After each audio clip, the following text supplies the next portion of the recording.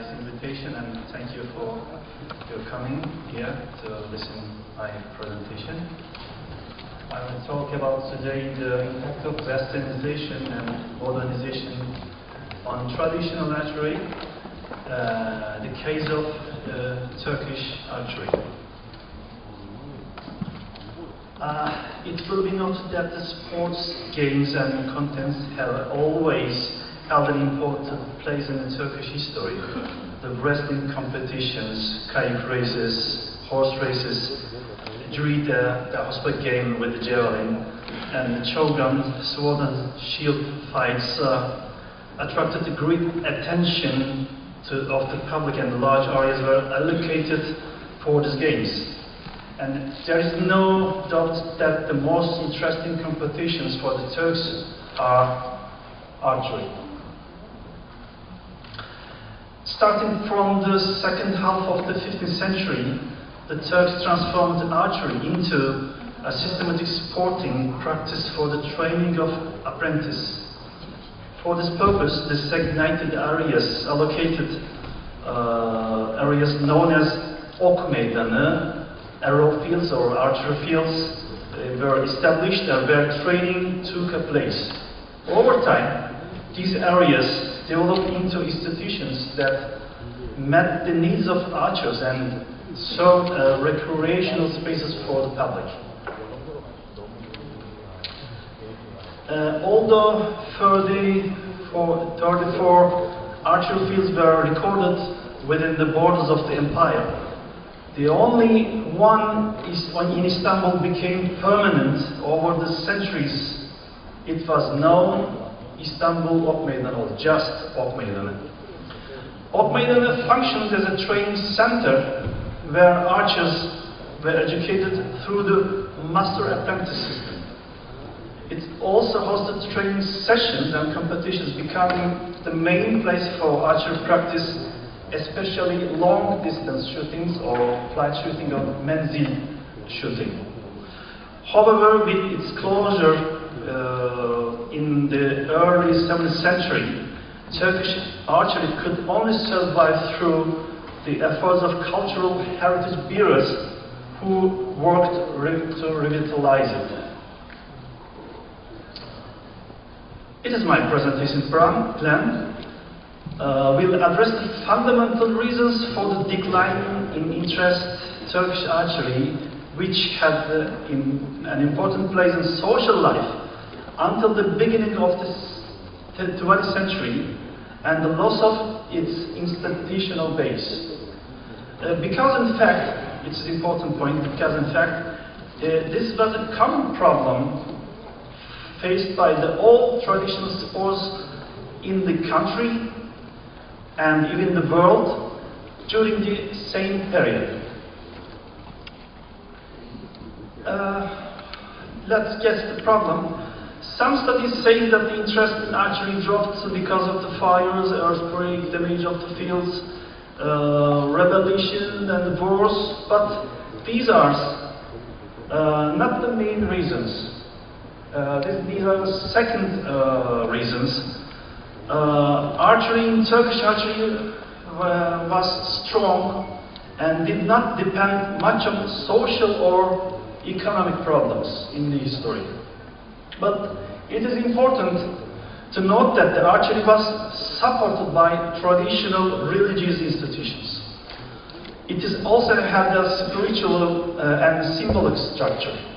Because of it was very fragile when it faced the centralized system brought by the modern West. Yes, as we said, even the Ottoman Empire faced many economic or political problems. Archery was not affected. Archery, the Sultans considered archery as a heritage passed from the father to son over the centuries. For example, during the same period, during the period of the Mahmud II, very good and trained archer, record holder, Turkish archery had its last great period accepted. Archers were very skilled, new ways of making bow and arrows were found, and important books and manuscripts written and published. However, this was also a time of big political and economic problems.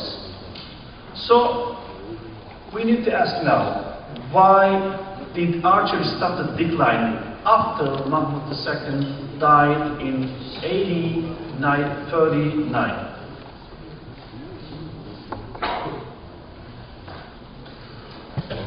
Mahmud II's son and successor, Abdülmecid, was a trained archer, a good archer. However, archery during his time much less active than before.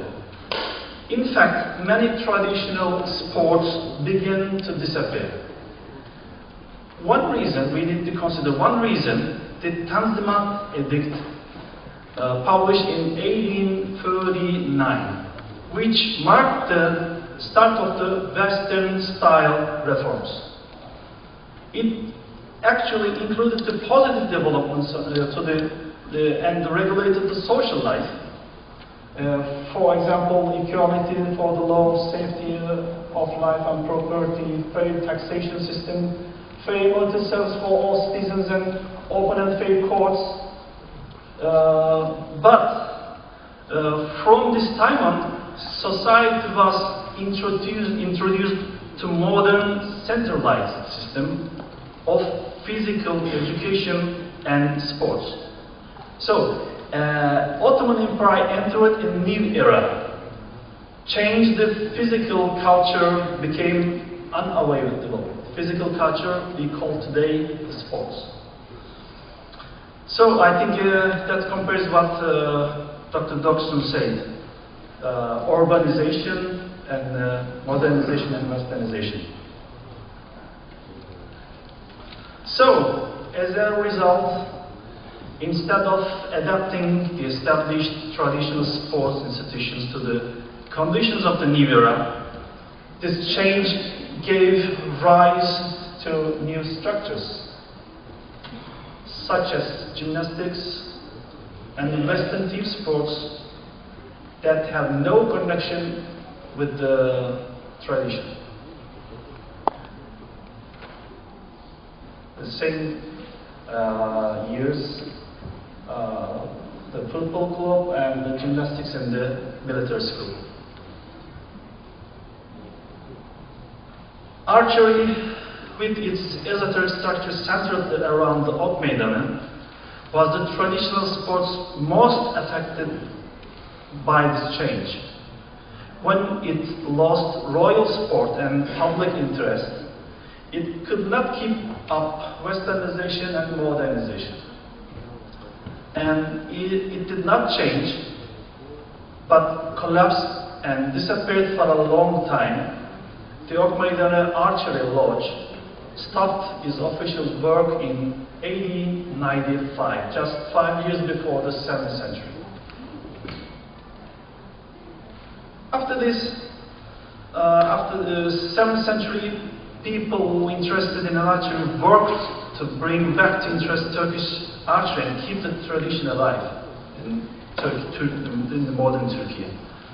In 20s were first years when these efforts were planned and organized way. In the 30s, the government's support for national sport encouraged who wanted to revitalize archery. In Oxford, established between 1927 and 1929. Still, however, due to lack of financial support, the efforts could not continue and not long time. Still, but these years were useful for collecting written materials, creating a literature, Turkish archery literature, and creating the base of knowledge for future generations.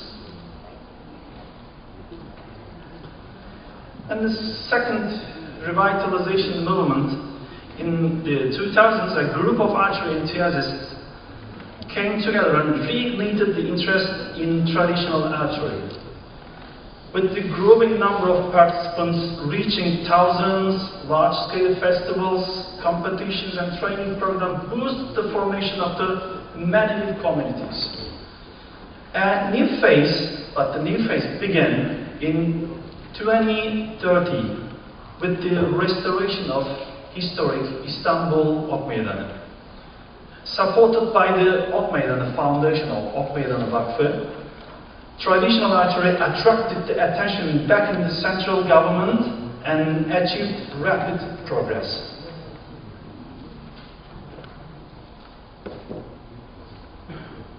And so many people and activities came together, new needs emerged because of we need common rules and regulations, schedule yearly independent organizations for collapsing, to avoid the collapsing the events, and regular sports and recognition.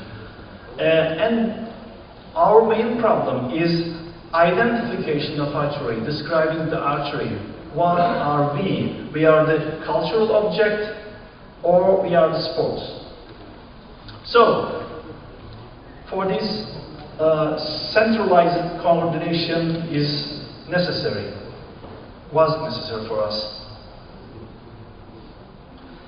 So, in 2019, thanks to Ok Meydanı Vakfı, the push is, and the Turkish Traditional Archery Federation also founded in 2019. Let's take a brief look at what Federation has done in 6 years. Widespread education, competitions and cultural activities. Over 703 registered sport clubs. In May 25, I know it's 706 today. Nearly 30,000 licensed archers. One team is active in competitions, and thousands of educated official coaches and more than 500 licensed referees today in Turkish Traditional Archery Federation. Yes, it's timeline of the Turkish archery. As you can see, the Turkish archery traditions goes to thousands of years, after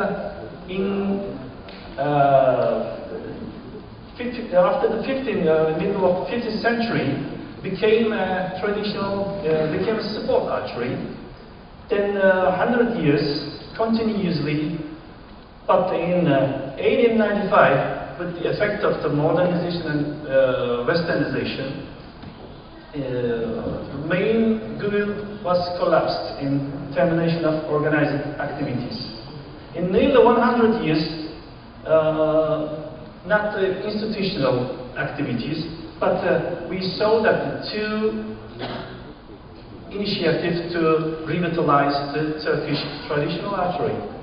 Just after the 2000s and re-establishment of the Ok Meydanı Lodge is the one of the main footsteps for the Turkish traditional archery, and another footstep for the establishment of National Federation, and same year selection for UNESCO ICH listing is another footstep for the Turkish traditional archery. As a conclusion, we can say, and we can bring to home, traditional archery used to be a well-organized and respected part of many cultures. We can say that all. But with modernization and Western sport models became a dominant worldwide. Nobody can object this. And traditional archery was often excluded from the official sport systems today. So nobody, maybe all of us can say that. And many historical archery sites, not only in Türkiye, and practice were lost or abandoned, maybe in your country also. And recent decades have seen a revival through cultural festival and local efforts. And the major challenges today, achieving a formal recognition and sustainability. And I think that we need to highlight that a strong international umbrella organization is essential to protect, support and represent traditional archery globally. But there are still barriers to overcome in front of the traditional archery today. Protocols that exclude traditional sports preserve the traditional identity while integrating with modern sports, and ensure the development of large-scale, multi-national sports organizations that include traditional sports are among the most important to consider. Last but not least, I want to talk about the traditional archery or archery structure in Türkiye. Olympic archery was led by the Turkish Archery Federation, and horseback archery has different federations in Türkiye and led by the Turkish Traditional Equestrian Sports Federation, and traditional archery also managed by the Turkish Traditional Archery Federation. These three of federations is the same legal level, and in Turkey this kind of separation was necessary and developed over many decades. I think similar structures in Korea is for Olympic archery and traditional, isn't it? Yeah, because of it's needed. But in some countries, the Olympic Archery Federation also includes traditional archery. For example, Hungary, Russia, Uzbekistan, Jordan. Additionally, in some countries, traditional archery and horseback archery combined under one organization, such as I think Indonesia, in Canada, I think. What really matters is that the representative of these organizations support strong and sustainable system to develop traditional archery. I thank you all, the esteemed representatives, and greet you with respect. Thank you.